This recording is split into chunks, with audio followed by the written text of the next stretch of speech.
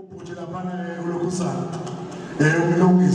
umelusi kumele kodwa ke ngicela ukuthi kunesimemezelo lapho ukuthi Nkosi yami angazi ngathi indawo lapho phezulu isekhona khona abame ngaphandle bakwazi ukugibela ngaphezulu bakwazi ukuthi balokhusane bahlale kahle ngendlela yakho awusithi ngicapha kancane bese silungisele futhi sesiza phambili egameni likaJesu.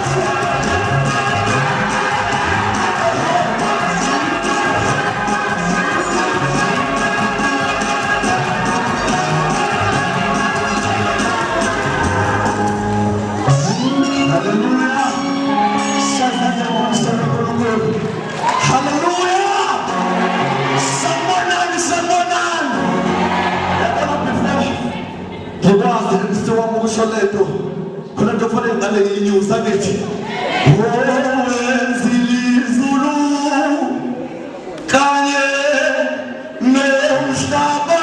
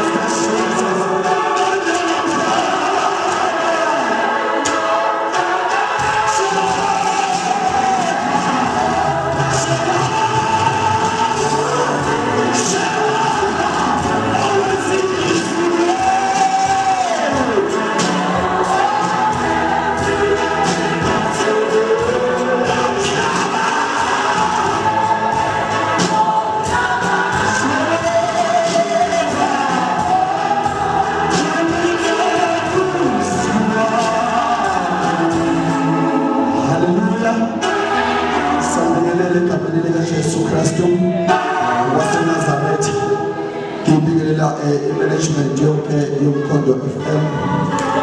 Hallelujah. It's always a motivation nje labazalwane. Hallelujah. Emishane kakhulu bazalwane. Ngibingelela nje konke abazalwane abakhona ngaphakathi. Bakhona abantu abasha bazalwane. Abantu besukume ngenyawo bephinde behlale phansi ngesibabona. Khona lento ethi zazise. Hallelujah.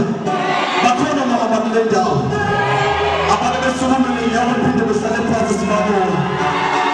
Bakhona abakule ndawo. Abantu besukume ngenyawo behlale phansi ngesibabona. Hallelujah. Okay, bazalwane. Ngithe uma ngibuka i-team yanamhlanje ithi reconnect to your source. Hallelujah. Wafika kimi foka mkonzo ukuthi asikwazi ukureconnecta into ebingekho connected. Lento ikhaza ukuthi shuthi khona into ebiconnected. Yasiyaqashuka. Then now sesizobuya kuma senses wethu. Sizothi my father sifuna ukuyireconnecta le. Ngizokhuluma nje nabantu bakule ndawo namhlanje. Abebese disconnected. Sizothi namhlanje akube kureconnecta le yanto.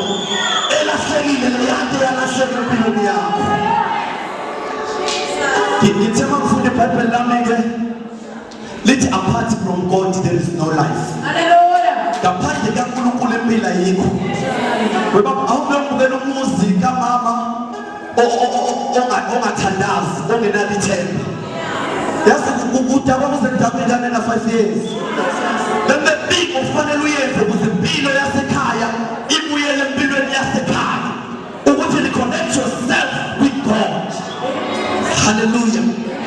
Kade mphethe intambo yabantu angisayibona bazalwane. Okay now. Hallelujah. Tell mama about ubezela. Babona intambo bazalwane. Uma beyibambile usina.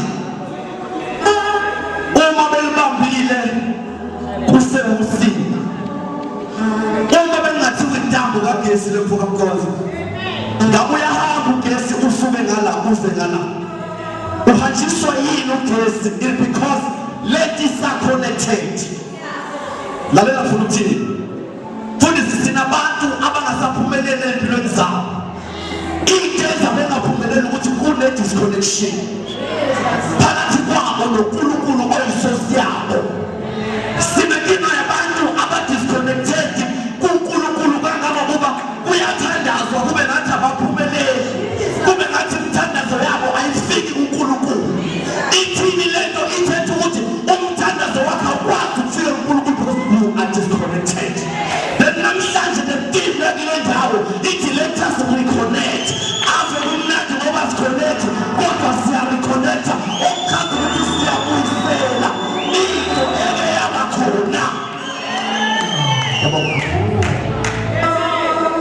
ngeke abane phone bazalwane. Hallelujah.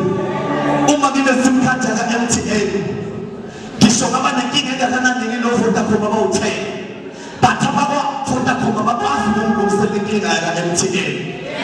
Kwabazalwane uNkulunkulu osidalile namhla ufuna phela inkinga zakho kuyofanele ubuyele kwisource okuyona understand the brain name yakho. Okay,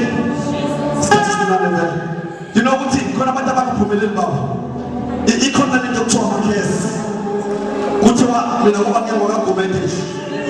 Kube khona lento ethi yena kaGumede akuphunyelelwa because uNkulunkulu wakhona wafa ezele ngaphumeleli.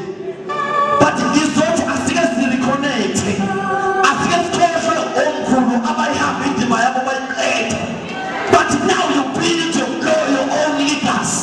Sifuna ukubona wena manje ukuthi kwenzakala. Sithathe hlala phansi wena bazalwane. Hallelujah. Yazi ukuthi ebank ngeke abana account amaningi yase FNB yase ABSA. Akethi amapho amanye amabank abo network. But ngikwazile ukuyokhipha imali engifakelwe na Capitec ngakwazi ukuyokhipha netbank. But mind you, inkinga ngithemba senginenkinga necard. Lapho icard labheka khona ka netbank. Kodwa angakwazi ukulungisa kwa netbank. Kwafanele ngiye kwa Capitec ngoba le card labo Capitec. You know inkinga zakho kuzenga zingasolveki yini inkinga. Ikosana ukhona uNkulunkulu wazidayo kodwa masetsele usolve inkinga zakho yini uNkulunkulu.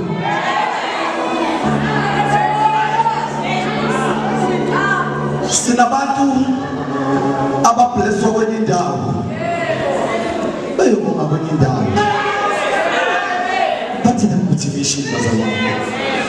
Yazi mama namhla wafuna ukubona khona imizi ongathi kwafuma ukuthi la ekhaya ngiliphuma udokotela la ekhaya ngiliphuma inesi.